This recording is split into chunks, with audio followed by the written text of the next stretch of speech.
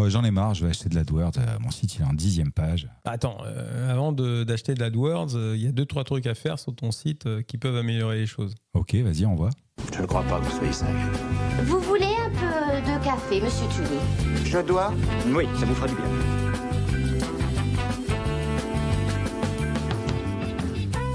Alors beaucoup, comme moi d'ailleurs, ont du mal à optimiser leur site internet, le mettre en première page, hors AdWords. En première page, c'est toujours un peu délicat, mais en tout cas, optimiser son site. Pour toi, c'est quoi, on va dire, les pierres angulaires d'un site internet qui fonctionne, qui tourne bien? Les 3 piliers principaux, contenu, technique, maillage. Déjà en termes de contenu, faut optimiser en fait le contenu. Alors ça veut dire contenu de qualité, pertinent, informatif, qui répond aux requêtes des utilisateurs.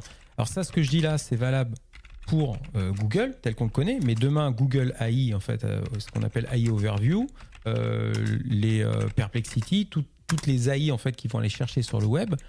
Elles répondent aux mêmes exigences. Elles vont devoir répondre aux requêtes des utilisateurs. Donc, grosso modo, si tu as un contenu de qualité, quelque part, tu as fait une bonne partie du chemin. Donc, faire correspondre le contenu, et là on parle pour le moment en fait de texte, faire correspondre le contenu texte, éditorial, aux requêtes qui touchent à mon domaine d'activité. Voilà, contenu de qualité, pertinent, informatif. Voilà, il faut vraiment un contenu et différenciant, je pourrais rajouter, c'est-à-dire pas le contenu du voisin que tu auras un peu amélioré. Quelque chose d'authentique, d'unique, etc.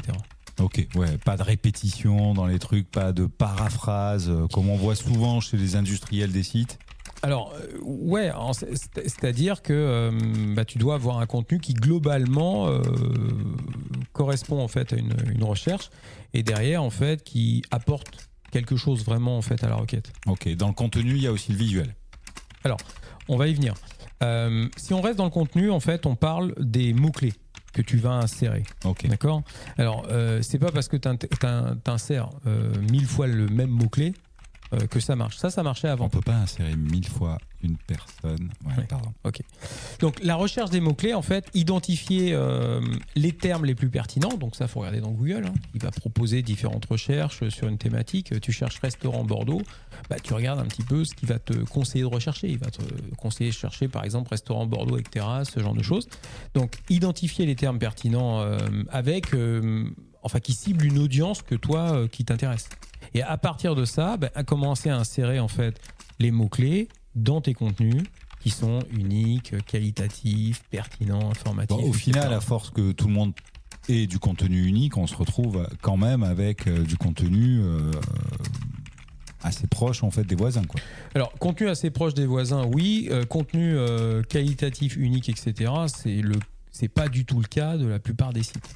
Les sites ont souvent des textes qui sont un peu copier-coller, qui n'ajoutent pas de véritable plus-value en fait au site lui-même. Donc, si déjà tu fais ça, tu travailles un peu tes textes et puis tu mets ta patte, clairement tu es différent des autres. Hein. Clairement tu es différent des autres. Ok. On a ensuite l'histoire des balises titres. Ouais. Alors ça c'est une autre partie qui est importante en fait, c'est l'optimisation de tout ce qui est balises. Alors ce qu'on appelle balises, les balises title, donc les balises titres, les métadescriptions. On peut pousser en structurant ce contenu et on doit structurer le contenu, le contenu des pages, c'est-à-dire c'est un peu le grand titre je prends un parallèle, mais quand tu achètes un journal, tu as le grand titre du journal, par exemple, je sais pas moi, Sud-Ouest, et puis ensuite tu as les différents sous-titres. C'est un peu la même organisation sur une page. Tu as le grand titre de ta page qui est grosso modo ton enseigne par exemple, et puis ensuite tu as les différents sous-titres, et dans ces sous-titres tu as des textes qui sont fouillés, uniques, etc. Donc on pourrait tout à fait faire le parallèle, grosso modo, c'est bien libeller une page, c'est faire attention à tous ces éléments, c'est-à-dire le grand titre, les sous-titres, les paragraphes. Pour donner envie d'aller lire l'article. Exactement, Okay. Et surtout que il ne faut pas oublier une chose, hein, c'est que il y a deux cibles. La première cible, c'est ton client, bien sûr. C'est la personne qui t'intéresse en fait de toucher. Le visiteur, hein. Mais le deuxième, c'est le moteur de recherche. Parce que sans le moteur de recherche, pas de visite, pas de client, pas de chocolat. Et pas de client, pas de client. Pas de client. Donc du coup, pour attirer en fait le Google, faut respecter ses règles et puis lui montrer que tu joues le jeu. Lui montrer en fait qu'il n'aura pas besoin de ressources supplémentaires pour comprendre en fait de quoi tu parles. Ok, tout à l'heure tu parlais de technique aussi et de maillage. Ouais, donc ça c'est créer des liens pertinents à l'intérieur des pages entre les différentes pages. D'accord, des liens logiques, des boutons. Tu parles à un moment donné dans ton texte d'une autre page, boum, il va y avoir un lien logique de façon à faciliter l'expérience utilisateur et la compréhension globale en fait de ton site. C'est ça qu'on appelle le maillage interne. Et du coup, si tu fais ça bien, d'accord. Et je parle pas en fait de sites. Je parle pas en fait de ce qu'on appelle les backlinks, c'est-à-dire les liens qui pointent à l'extérieur de ton site. Là, on reste dans l'univers. Voilà, on reste en fait dans la facilitation en fait de l'accès à l'information. Voilà. Donc dans le cadre, si je reprends l'exemple du restaurant, ta homepage, elle a différents liens vers tes univers, par exemple la cuisine, par exemple à propos du restaurant, le dernier événement, la etc., carte, voilà, etc. Que tous ces mots-là soient cliquables et que ça renvoie en fait vers. Alors bien sûr, tu vas les trouver en fait dans le menu, d'accord, en haut. Mais il faut les retrouver dans le texte. Voilà, c'est de créer un maillage qui soit logique et qui permette au moteur de recherche de mieux comprendre en fait la structure du site. Tu as parlé des backlinks, tu peux revenir dessus ? Les backlinks en fait, c'est pour expliquer simplement, c'est des liens qui pointent à l'extérieur, donc par exemple vers d'autres sites. Mais attention, tous les backlinks ne se valent pas. Il faut des liens en fait externes qui soient considérés en fait comme qualitatif et qui renforce la crédibilité du site. Alors j'explique. Si par exemple tes liens pointent vers Wikipédia, ça vaut 0. D'accord ? Ça vaut rien parce que ça pointe vers Wikipédia, super, Wikipédia va pas renvoyer sur ton site. Par contre, en fait, si tu pointes vers tes restaurants Godemillo et puis il renvoie en fait un lien vers ton site en disant c'est le meilleur restaurant, là tu as un lien d'autorité et potentiellement tu tiens un backlink de qualité. D'accord ? Donc, jouer sur cette autorité, c'est bien, les backlinks il faut en faire, mais ce qui est compliqué, c'est d'avoir des liens extérieurs qui soient de qualité et qui renforcent en fait ta crédibilité, qui servent à quelque chose. Il y a beaucoup de liens aujourd'hui sur des sites, et je ne vais pas citer certains acteurs en fait du marché de la production de sites qui font des liens tout azimut vers n'importe quoi. Et qui sont d'ailleurs des fois pas sanctionnés par Google. Alors Google dit lui-même qu'il faut éviter de le faire, quoi.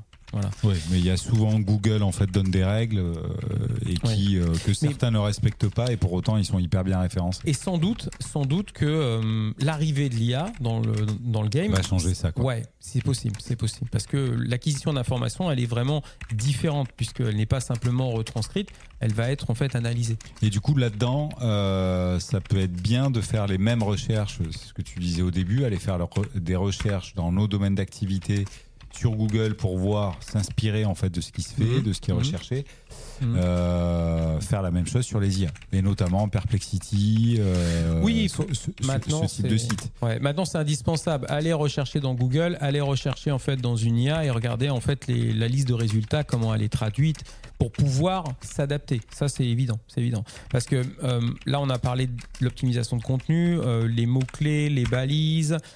Structurer le contenu avec ces fameuses sous-titres, paragraphes, etc., etc. Mais il y a globalement aussi l'optimisation technique qui est importante, c'est-à-dire là là il y a les images, que ton site soit responsive design, donc qu'il soit adapté au mobile, pour qu'il soit correctement en fait compris et enregistré en fait dans les moteurs de recherche, ce qu'on appelle l'indexation. Donc ça ça fait partie des optimisations techniques qui sont ultra nécessaires. Même si potentiellement une AI, elle s'en fout un peu. Google en fait, lui, il avait vraiment en fait ces ascendants-là. Peut-être que l'AI, lui, va vraiment être encore plus tourné que Google en fait sur l'aspect qualitatif en fait du contenu. C'est donner la meilleure réponse possible. Et donc du coup, ne jamais regarder qui est le mieux référencé, qui a le plus d'audience qui C'est ça. paye ou paye. D'ailleurs, il n'y a pas d'annonceur, en tout cas pour le moment. Ça en arrive liste un de peu sur réponse. Perplexity. Ah oui. Ouais, ça arrive. Ouais. Ouais, je les ai pas vus. Bon, ok. T'as autre chose à ajouter ou pas? Oui, deux choses. La première chose, c'est de penser à optimiser en fait, c'est ce qu'on appelle les permaliens, ces URL, les liens en fait qui pointent non seulement vers son site, mais aussi vers les pages. Pensez à, par exemple, encore une fois, je reste sur mon restaurant, mais restaurant de fruits de mer, on va pas trouver dans l'URL restaurant de fruits de mer. On va trouver par exemple restaurant fruits mer. Oui, D'accord, oui, ok. optimiser, d'accord. Il faut optimiser, il faut Optimiser rester tous les logique. mots, quoi. Voilà, Ok. il y a des mots qui sont inutiles. On peut sans doute insérer en fait certains mots clés en fait, dans Restaurant certaines carte, URL. restaurant ceci. Voilà. Ok. Encore une fois, c'est pas tourné vers l'utilisateur, mais vers la machine pour augmenter son niveau de compréhension, d'accord, et son acquisition de l'information. Et la deuxième chose, c'est de surveiller ce qui se passe une fois que le site est lancé en référencement. Et pour ça, il y a un outil qui est assez génial, qui s'appelle la Google Search Console. C'est un outil Google. Ok. Gratuit. Et lui, ouais, c'est gratuit. Et même si ça peut sembler au premier abord un peu complexe, c'est assez facile à comprendre. Il va vous montrer en fait le nombre d'affichages, lui il appelle ça les impressions, et le nombre de clics. Et ce qui est intéressant, c'est que vous voyez aussi en fait les pages, comment elles sont indexées. Vous voyez les requêtes sur lesquelles vous êtes ressorti, où vous êtes cliqué. Ça peut vous permettre plein de choses, dont par exemple identifier les pages en fait qui ne fournissent aucun trafic. D'accord ? Et donc d'essayer d'améliorer ces pages, voire de les enlever. Hein.